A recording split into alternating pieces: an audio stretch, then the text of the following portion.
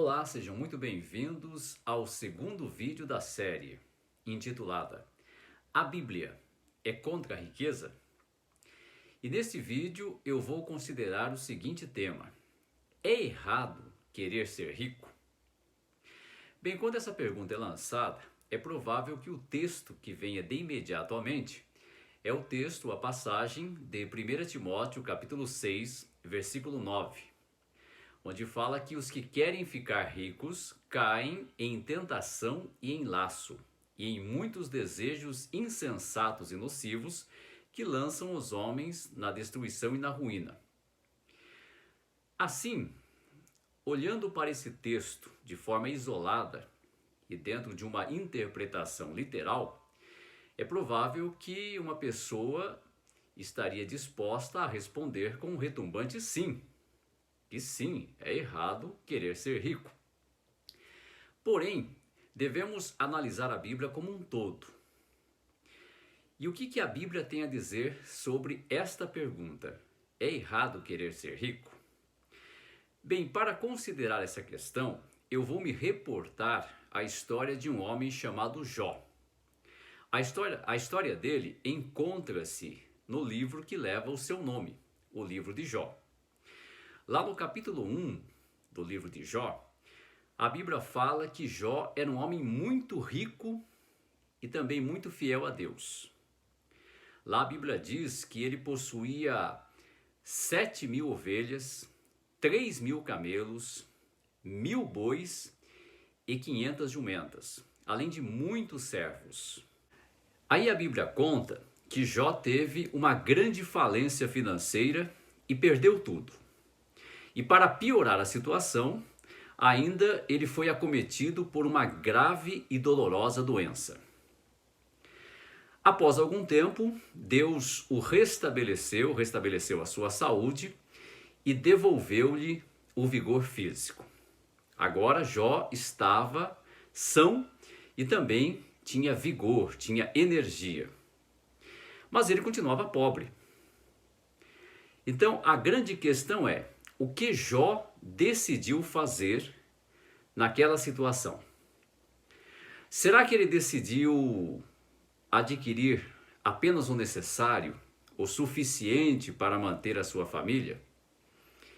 Bem, se esta tivesse sido a decisão de Jó, ele começaria a empreender, a conquistar coisas materiais, mas iria parar assim que tivesse uma pequena casa, tivesse 2 bois para puxar o seu arado, tivesse uma jumenta e um camelo para levá-lo a viagens de longa distância e tivesse algumas ovelhas.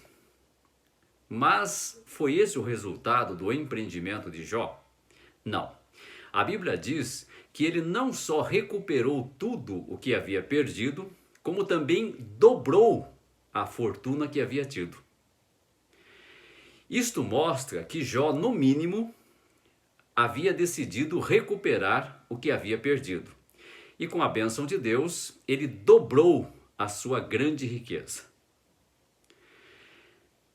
Bem, isso mostra então que Jó decidiu ser rico. E não apenas ser rico, mas ser muito rico. Afinal, ele havia tido uma grande fortuna. Diz a Bíblia que ele havia sido o maior de todos os orientais. Era o homem mais rico da sua região, da sua localidade. Mas como Jó conseguiu conquistar tamanha fortuna, uma vez que agora ele não tinha mais nada? Quando olhamos para o exemplo de pessoas que eram multimilionárias e depois faliram e recuperaram tudo e até dobraram a sua fortuna, nós conseguimos entender o que talvez e até provavelmente tenha ocorrido no caso de Jó. Um exemplo do que eu citei é Donald Trump. Ele certa vez faliu financeiramente, perdeu tudo o que tinha e depois não só recuperou tudo o que havia perdido, mas também dobrou a sua grande fortuna. Como é que ele conseguiu isso? Apesar de não ter dinheiro, Trump tinha crédito. Os banqueiros, os grandes bancos, instituições financeiras estavam desejosos de emprestar-lhe dinheiro. porque ele já havia sido rico, ele sabia, portanto, lidar com dinheiro, gerenciar dinheiro, sabia o caminho que conduziria à fortuna e sabia fazer bons investimentos. Com isso, ele recebeu esses empréstimos, ele recuperou e dobrou a fortuna e as instituições financeiras também ganharam com os juros. Algo similar pode ter acontecido com Jó. Embora não tivesse mais dinheiro, ele tinha crédito. O histórico de Jó era de uma conduta ilibada. Havia sido um homem muito íntegro e continuava sendo. Também havia sido um juiz lá na sua região. O capítulo 29 de Jó fala isso, que ele proferia decisões judiciais. Era um homem altamente respeitado e temente a Deus. Além disso, Jó também tinha experiência em lidar com o dinheiro, em gerenciar o dinheiro, pois já havia sido muito rico. Ele sabia o caminho que levava à fortuna, que levava ao enriquecimento material. Ele tinha experiência nisso. Ele sabia fazer bons investimentos e obter bons rendimentos. E por fim, ele havia sido curado por Deus de forma milagrosa, o que atentava, o que mostrava que Jó de fato era uma pessoa abençoada por Deus. Portanto, os banqueiros da época, aquelas pessoas que tinham muito dinheiro, estavam desejosas de emprestar dinheiro a Jó, porque sabiam que não iriam perder esse dinheiro, mas iriam ter juros sobre os seus empréstimos. Mesmo que Jó tenha talvez até recebido doações, ele não precisaria disso. Bastava o empréstimo dessas pessoas, aí a experiência de Jó em negociar, bem como a bênção de Deus sobre ele, sobretudo, que ele acabou não só recuperando tudo o que havia perdido, como também dobrou a sua fortuna. Bem, isso mostra então que Jó decidiu ficar rico. E contrário ao que diz 1 Timóteo 6,9, ele não caiu em tentação e em laço, nem em muitos desejos insensatos e nocivos, e nem foi lançado à destruição e à ruína. Significa isso então que a história de Jó invalidou o texto de 1 Timóteo 6,9?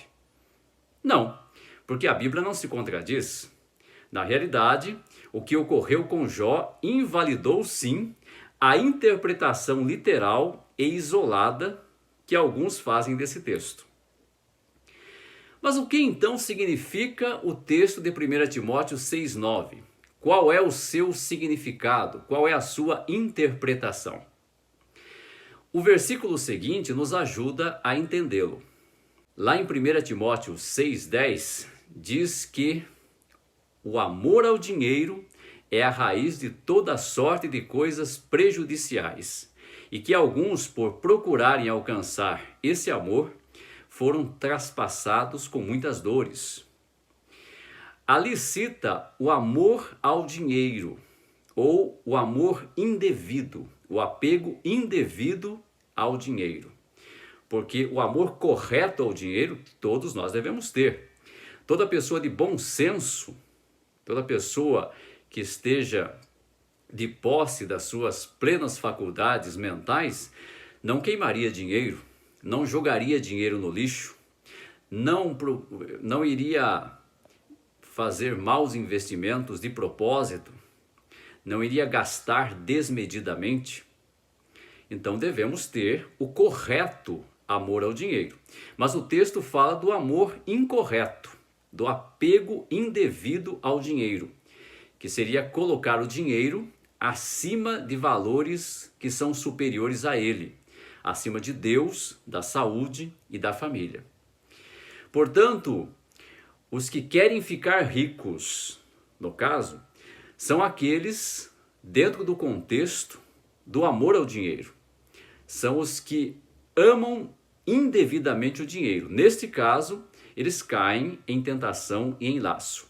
Mas o texto não está falando dos que querem ser ricos e que não têm um amor indevido ao dinheiro. O texto não faz referência a este tipo de pessoa como o exemplo de Jó. mas apenas aqueles que têm amor indevido, um apego indevido ao dinheiro. Portanto, Jó quis ser rico e muito rico, e ele foi abençoado por Deus porque ele colocava o dinheiro no seu devido lugar.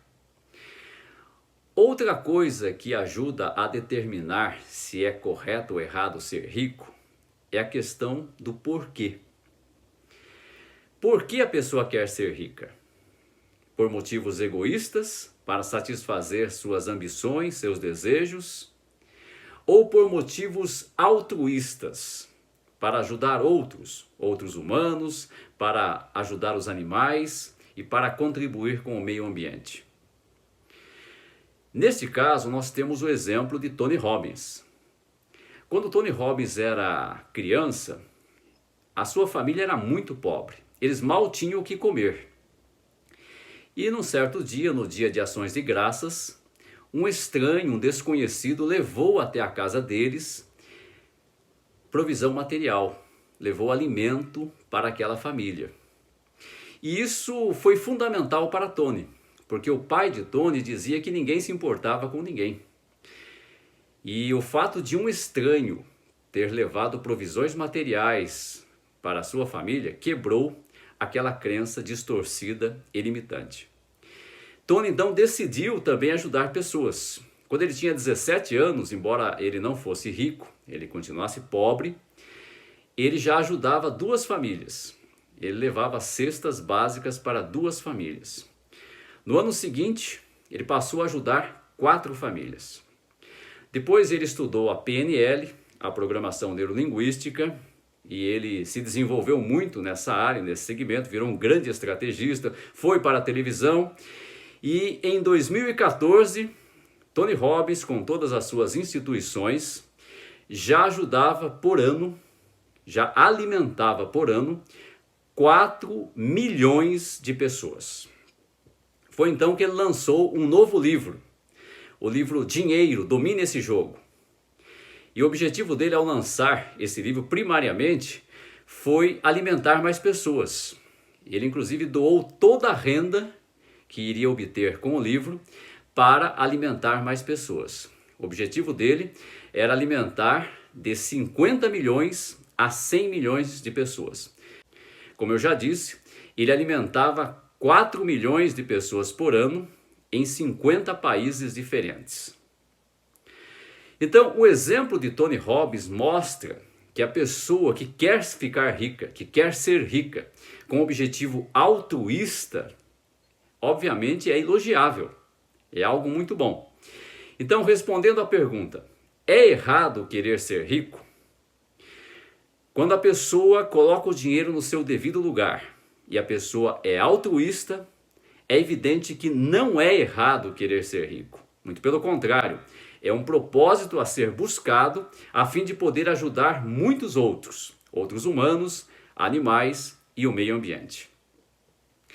Qualquer dúvida ou colocação sobre este vídeo pode me mandar via direct, ou então também fazer um comentário lá no YouTube, ok?